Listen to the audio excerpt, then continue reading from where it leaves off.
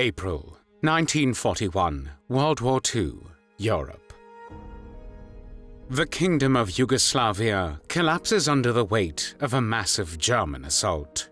Within days, the once united country is torn apart and divided among Nazi Germany and its Axis allies. In the occupied territories, resistance movements rise from the ruins, determined to fight for freedom. But every act of defiance is met with ruthless retribution. Villages are burned, civilians are executed, and entire communities are wiped out in brutal reprisals. In Slovenia, the occupation grows ever more brutal. Deportations and mass arrests become part of daily life as the German authorities seek to crush all opposition. At the center of this reign of terror stands the SS general who has responsibility for combating the partisans in Slovenia, enforcing his orders with unrelenting cruelty.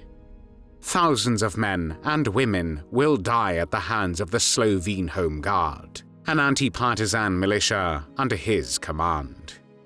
The name of this Nazi official is Erwin Rösener. Erwin Friedrich Karl Rösener was born on the 2nd of February 1902 in the town of Schwerte, then part of the German Empire. He attended primary school and from 1913 to 1916 a secondary school in the town of Buer. After completing his education, Rösener trained for 4 years as an electrical fitter, a trade that reflected the industrial expansion of early 20th century Germany. Seeking to improve his prospects, he continued his studies in the city of Aachen, attending a vocational evening school and a technical advanced training school. Rösener then worked in his profession for several companies, including the German electricity works in Aachen. In November 1926, Rösener joined the Nazi Party, which was then rebuilding its influence after the failed Beer Hall Putsch, an attempted coup by its leaders in 1923. The movement appealed to young men frustrated by unemployment, national humiliation, and the instability of the Weimar Republic. By 1927, he served as local group leader in Aachen, later becoming a section leader. At the same time, he joined the SA, or Sturmabteilung, the Nazi paramilitary organization known as the Stormtroopers or Brown Shirts. The SA was notorious for its street violence and intimidation of political opponents. In October 1929, Rösener applied for admission to the SS. His request was approved in 1930, and he transferred from the SA to the SS, which under Heinrich Himmler, head of this paramilitary organization, was emerging as an elite corps within the Nazi movement. By December 1931, Rösener had reached the rank of SS Hauptsturmführer, an equivalent to captain in the US Army. He attended the Reich Leadership School in Munich in 1932, and in January 1933 he was promoted to SS Sturmbannführer, an equivalent to major. On the 30th of January 1933, Adolf Hitler was appointed Chancellor of Germany by President Paul von Hindenburg. The Nazi seizure of power rapidly transformed Rösener's role from local organizer to enforcer of the new regime. That same year, he became directly involved in the murder of Arthur May, editor-in-chief of the Aachener Arbeiter Zeitung, the regional newspaper of the Communist Party of Germany, which had openly opposed Hitler's movement. May's articles had denounced the rise of dictatorship and the violence of Nazi paramilitaries. After opposition parties were outlawed, he was arrested and placed in police custody. Acting on Rösener's request, SS men removed May from detention and transported him to the fortress prison in the town of Jülich, where he was executed. However, the official cause of death was recorded as shot while attempting to escape. In July 1933, Rösener was transferred to the city of Düsseldorf, where he took command of the 20th SS Standarte, a regional unit responsible for enforcing Nazi authority and political control. In November of that year, he was promoted to SS-Obergruppenführer an equivalent to lieutenant colonel, and elected to the Reichstag, the Nazi parliament, a position he would hold until 1945. As a member of the organizational committee for the Nuremberg Party rallies, Rösener played a crucial role in the planning and execution of the 1934 rally, which was attended by about 700,000 Nazi Party supporters. Held from the 5th to the 10th of September in the city of Nuremberg, it became the most spectacular demonstration of Nazi propaganda. The event was meticulously staged to display unity, discipline, and devotion to Adolf Hitler. Filmmaker Leni Riefenstahl's documentary titled Triumph of the Will immortalized these images: endless ranks of uniformed men, banners rising against the sky, and the Führer descending from the clouds like a messianic figure. The film became a defining visual expression of the Nazi cult of leadership and remains one of the most powerful propaganda works in history.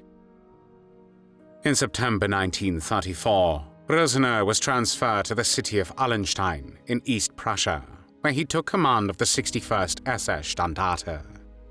From mid-September 1936 to early November 1938, he served as staff leader of the SS-Obergruppenführer Ost in Berlin, a regional command center of the SS overseeing units and administration across eastern Germany. He later held the same position in SS-Obergruppenführer Rhein, headquartered in the city of Wiesbaden, which supervised SS operations in Western Germany until June 1940. Between May and October 1938, he also served as an honorary city councillor in Berlin, which further strengthened his position within the expanding SS hierarchy. By the eve of World War II, Rösener had become a seasoned SS officer, an ambitious man shaped by the ideology of racial superiority and the cult of obedience that would soon plunge Europe into catastrophe. The Second World War started on the 1st of September 1939, when Nazi Germany invaded Poland. When Germany's ally, Italy, failed to conquer Greece in the late autumn and winter of 1940 to 1941, Germany became increasingly concerned about securing its southeastern flank in the Balkans. Greece's success in repelling Italian forces allowed its ally, Great Britain, to establish a foothold on the European continent. To subdue Greece and drive the British off the mainland, Nazi Germany sought to bring Yugoslavia and Bulgaria into the Axis alliance, which was a military coalition led by Germany, Italy, and Japan. On the 25th of March 1941, Yugoslavia joined the Axis and agreed to permit German troops to transit through its territory en route to Greece. The announcement of the agreement was extremely unpopular in many parts of the country, particularly in Serbia and Montenegro. The Yugoslav government soon declared that it would not honor its obligations under the pact. Hitler was furious. Although Prime Minister General Dusan Simovic attempted to retract the statement within days, Hitler ordered the invasion of Yugoslavia on the evening of the 27th of March. The invasion, involving German, Italian, Hungarian, and Bulgarian troops, began on the 6th of April 1941. By the 17th of April, the Yugoslav army had surrendered, and the country was occupied and partitioned by the Axis powers. In November 1941, Rösener was promoted to Generalleutnant der Polizei and SS-Gruppenführer, an equivalent to Major General.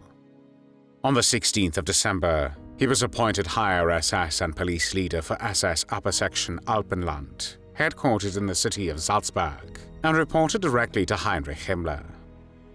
Alpenland included the Austrian districts of Carinthia, Styria, and Tyrol, which bordered occupied Slovenia. One of Rösener's responsibilities was to suppress partisan activity in northern Yugoslavia, which increasingly spilled across the border into his area of command. In May 1943, he deployed German police and SS units to crush resistance movements. In September 1943, he ordered the creation of the Slovene Home Guard to combat partisans and secure collaboration with local forces. The members of this militia were armed, supplied, and paid by the Germans and operated under the command of Erwin Rösener. The Nazis also established a Slovene Home Guard police corps, which had a secret branch. Its main task was to identify members of the anti-fascist liberation front and their sympathizers, as well as create lists of hostages to be shot in revenge for partisan action. Beyond that, they spied on healthcare workers, teachers, university professors, industrial workers, or bank employees. Working with the Home Guard Army and the Gestapo, the Nazi secret police, the units jailed some 6,000 political prisoners in Ljubljana province, one-third of them women, and many more female partisan supporters were jailed as prostitutes. From October 1944 until the end of the war in May 1945, Rösener served as head of anti-partisan warfare in Ljubljana, the capital of Slovenia. Under his authority, mass executions of civilians, hostages, and prisoners of war were carried out across the region. One of the most notorious of these atrocities occurred in the city of Maribor, where political prisoners and suspected resistance supporters were taken from local jails and executed. Between 1941 and April 1945, a total of 689 men and women who had been arrested for supplying the partisan forces with food, weapons, and other aid were shot in what became known as the Maribor prison massacres. The killings were conducted as official reprisals, intended to terrorize the population and discourage further partisan activity. Victims were often lined up in groups and shot by German police and SS firing squads, their bodies buried in mass graves outside the city without record or ceremony. As higher SS and police leader for the Alpenland region, Rösener bore ultimate responsibility for these crimes. His campaigns in Slovenia combined military operations with deliberate terror against civilians. The police he enforced left behind a landscape of fear and desolation, where every act of resistance was answered with blood.